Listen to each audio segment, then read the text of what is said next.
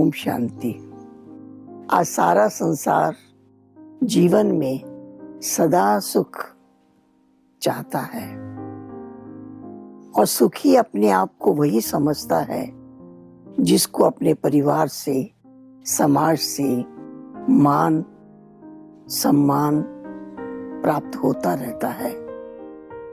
उस मान सम्मान के प्राप्त होने से वो अनुभव करता है कि मैं बहुत सुखी हूं, मैं एक ऊंचे पद पर हूं। इस प्रकार से हर व्यक्ति अपने आप को सम्माननीय में अनुभव करता है और हम ये समझते हैं कि मान सम्मान जीवन में बहुत बहुत आवश्यक भी है। अगर हम अपने आप गुणों को पहचान लें, अगर हम अपनी विशेषताओं को पहचान लें, तो हम स्वयं भी उसको याद करते रहें कि मैं आनंद स्वरूप हूं, मैं प्रेम स्वरूप हूं, मैं शांत स्वरूप हूं, मैं शक्ति स्वरूप हूं, मैं ज्ञान स्वरूप हूं। अगर बार बार हम इसको याद करते हैं तो ये गुण हमारे जागृत हो जाते हैं, हमारे व्यवहार में आ जाते हैं, हमारी दृष्टि में, हमारी वृत्ति में, हमारी वाणी में, एक दूसरे के व्यवहार में इन गुणों की छाप हमें दिखाई देने लगती है।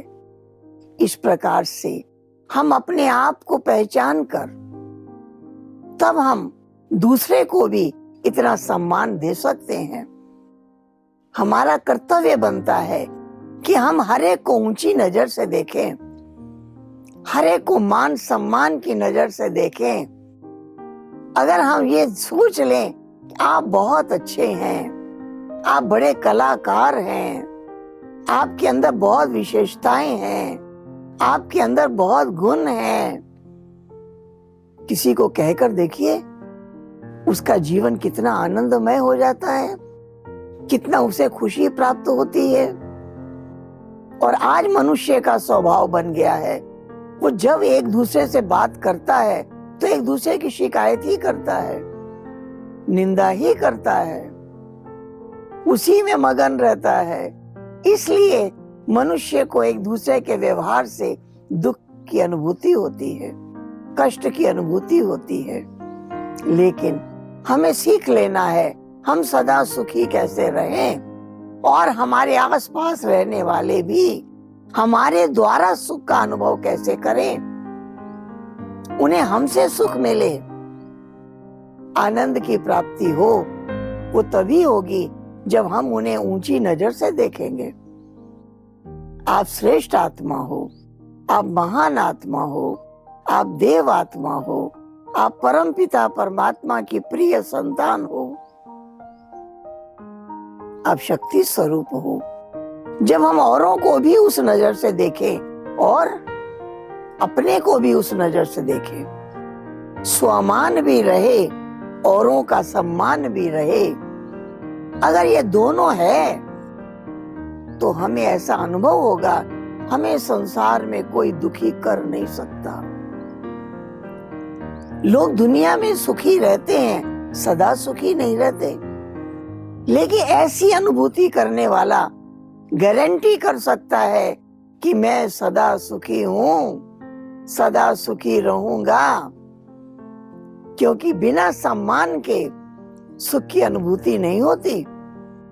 इसलिए हमें चाहिए कि हम हर एक को इतने मान और सम्मान की नजर से देखें, हम उन्हें इतना ऊंचा समझें, हम उन्हें इतना श्रेष्ठ समझें कि आप बहुत पवित्र आत्मा हो, आपके अंदर बहुत प्रभु प्रेम भरा हुआ है, आपके अंदर समाज सेवा की लगन भरी हुई है, आप सबको ऊंचा उठाना चाहते हैं, आप सबको सुख देना चाहते हैं।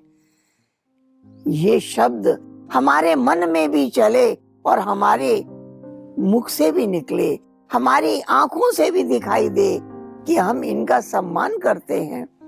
ऐसा सम्मान करने वाला सम्मानधारी होता है, उसे उस सम्मान से स्वयं भी सुख मिलता है और उस सम्मान से उसे औरों को भी सुख देने की एक कला आ जाती है। इसलिए भगवान कहते हैं सुख दो सुख लो, ना दुख दो ना दुख लो। ये सुख और दुख का आधार महिमा और निंदा में है। हम महिमामय बन जाएं। अगर हम महिमा ही महिमा करें, महिमा का ही चिंतन करें, महिमा का ही वर्णन करें, प्रभु की भी महिमा करें।